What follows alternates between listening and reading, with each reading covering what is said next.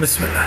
Bran, fils de Lyr, régnait sur tous les rois de l'île des hommes forts, avec tant de sagesse qu'on le surnommait le Béni. Pour vérifier que tout se passait bien dans son île, il avait coutume de s'asseoir sur une éminence afin d'observer les environs. Je ne veux pas dire qu'il montait sur la colline, mais bien qu'il s'en servait comme d'un siège, car Bran était un géant. Un matin, alors qu'il avait pris place sur un rocher de la côte en compagnie de ses deux demi-frères, Nicienne et Ephnisien, il vit approcher une flottille en provenance de l'Irlande. « Voilà 13 navires qu'envoient nos voisins, dit Nicienne. Leurs voiles sont richement ornées et leurs fanions déployés.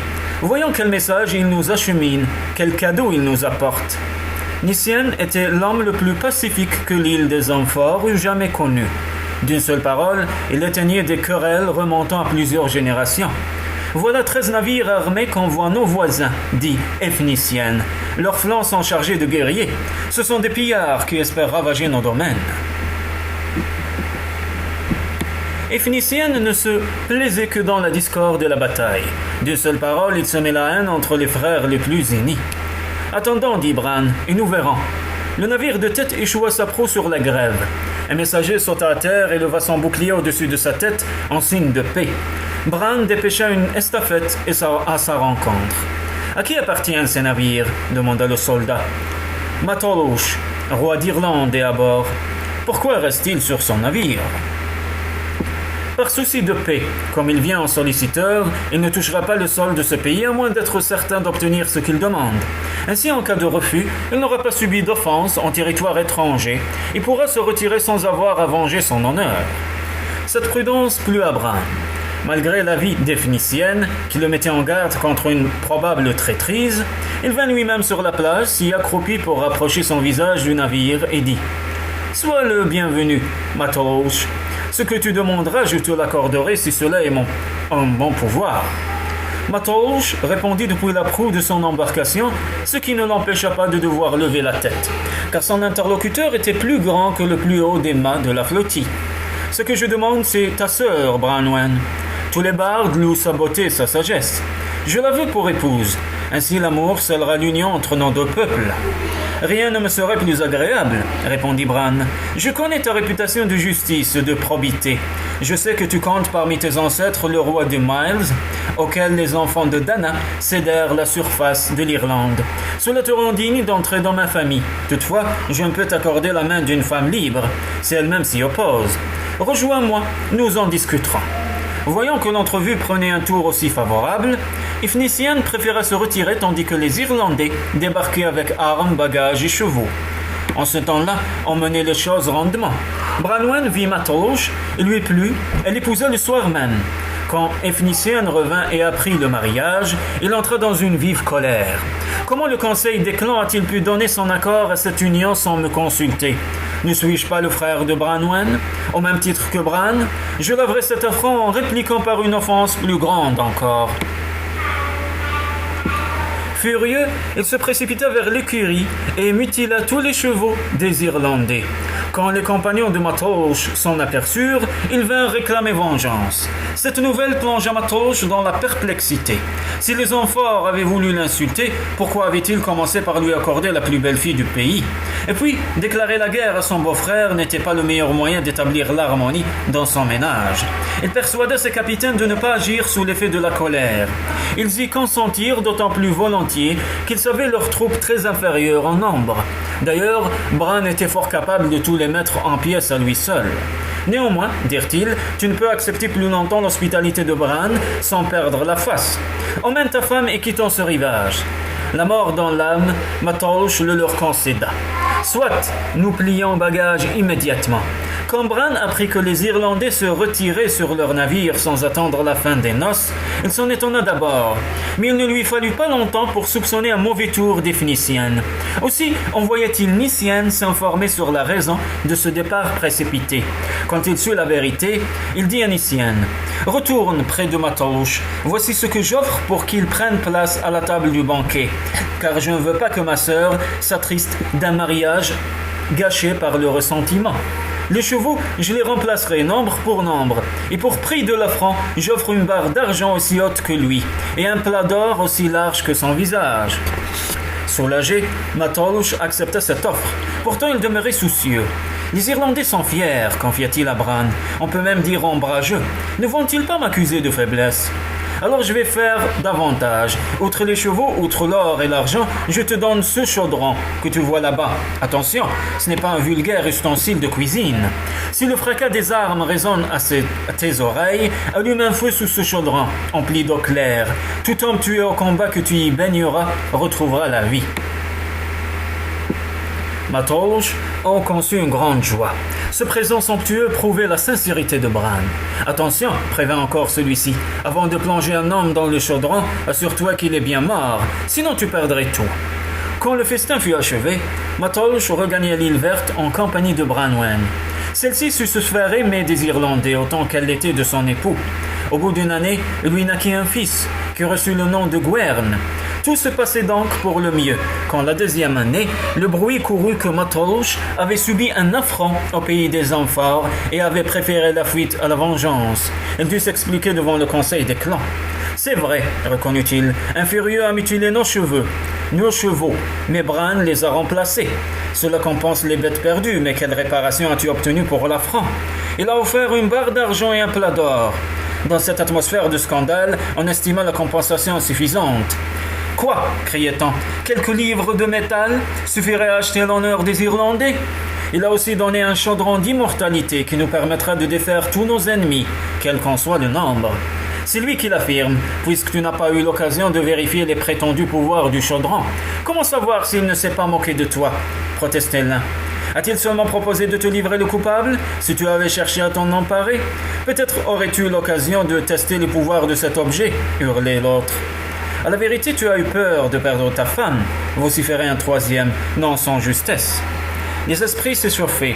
Même ceux qui avaient naguère approuvé sa décision craignaient aujourd'hui de passer pour lâche, l'abandonner.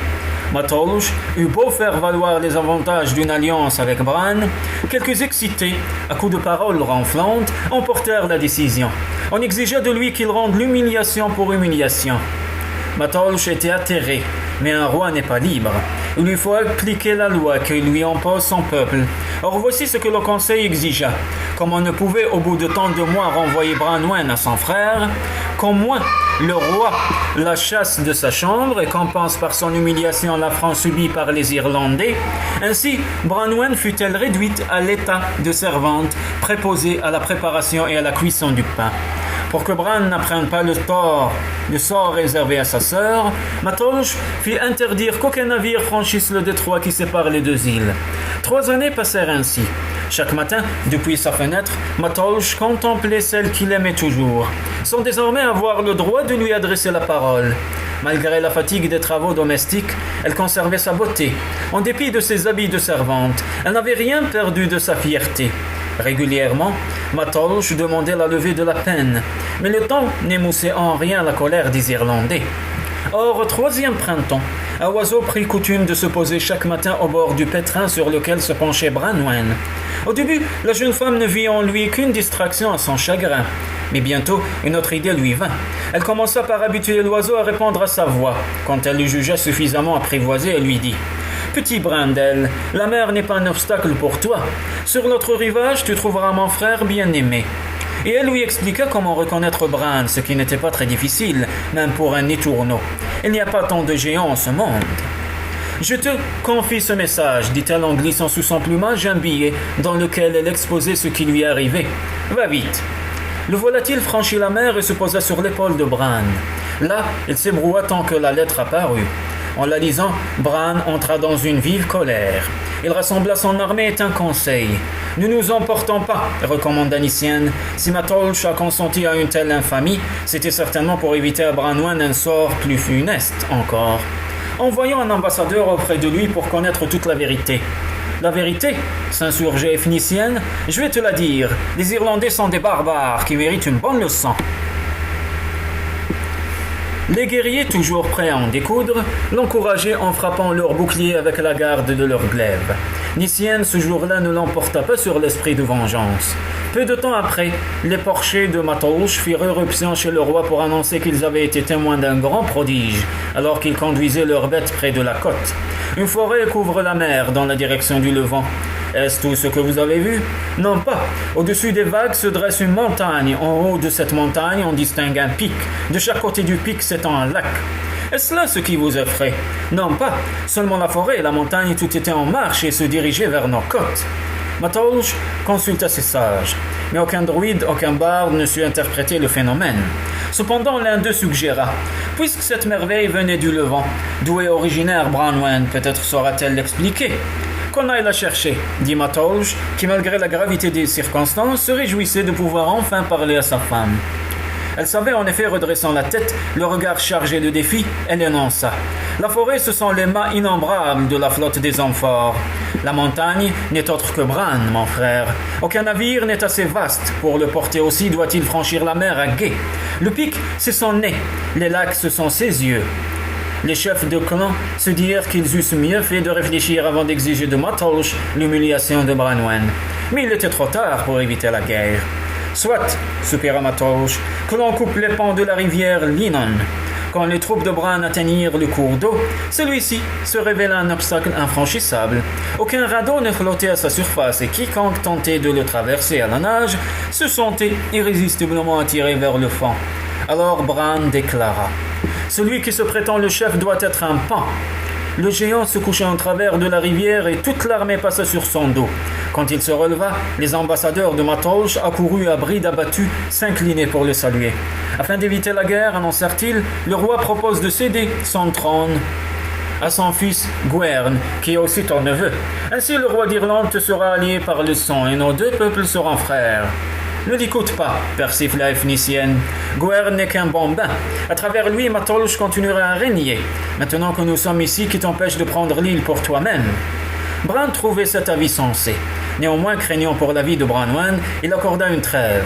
Or, malgré ce qu'elle avait enduré, la jeune femme gardait de l'affection pour son époux. Fille et sœur de roi, elle connaissait les inconvénients du métier et savait qu'il n'avait pas eu le choix. En outre, elle ne voulait pas que des hommes meurent à cause d'elle. Aussi donna-t-elle ce conseil à Matholwch. Jamais Bran n'a dormi dans une maison, car il ne s'en trouvait aucune assez grande pour le contenir. Construisant une à sa taille en gage de paix. Ainsi fut fait. Chaque soldat de l'armée d'Irlande apporta une pierre pour édifier la plus vaste bâtisse jamais construite sous le soleil. Quand elle fut achevée, les guerriers de l'île verte et les guerriers de l'île des hommes forts y pénétrèrent, chacun de leur côté, pour partager le banquet de la réconciliation. Tous se réjouissaient d'une si heureuse issue. Tous, sauf évidemment Efnicienne, privé de la bataille qu'il avait appelée de ses voeux. Alors, comme Gwern passait près de lui, il le tua. « À moi !» s'écria-t-il traîtreusement. Matholwch a fait assassiner son propre fils pour ne pas tenir parole. « À moi !» s'écria dans le même temps un témoin. Bran a fait assassiner son neveu pour s'emparer du trône d'Irlande. Aussitôt, les guerriers des deux camps crurent à la trahison avec d'autant plus de conviction qu'un début d'ivresse échauffait les esprits. Les épées jaillirent des fourreaux. Ce fut une atroce mêlée. Cependant, les Irlandais allumèrent un feu sous le chaudron d'immortalité. Bientôt, Efnicienne s'aperçut que grâce au chaudron, les Irlandais demeuraient toujours aussi nombreux, alors que les guerriers de son propre camp succombaient à leurs blessures. Éprouva-t-il de remords d'avoir entraîné les siens dans le malheur? Ou bien la haine qui rongeait son cœur lui souffla-t-elle de jouer un dernier vilain tour à l'ennemi? Fut-ce au prix de son sacrifice? Toujours est-il qu'il s'enduisit le visage de sang pour se rendre méconnaissable et se glissa parmi les cadavres des Irlandais.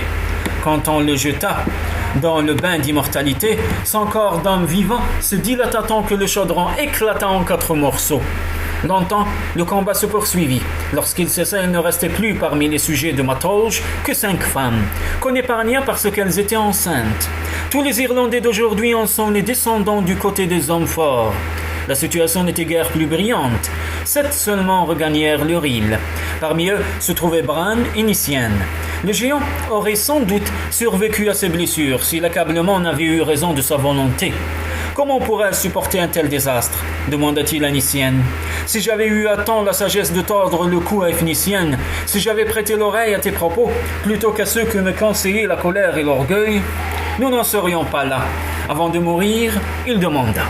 Détachez ma tête de mon corps, portez-la en cet endroit qu'on appelle la colline blanche, où se dresse ma belle cité de Lundain. Là, vous l'enterrerez, de visage tourné vers la mer. Tant qu'elle y sera, aucun ennemi ne pourra détruire la ville. Bran tint sa promesse. Lundain a résisté aux guerres, aux invasions, aux révolutions et même en notre siècle aux bombardements. Nous la connaissons aujourd'hui sous le nom de Londres.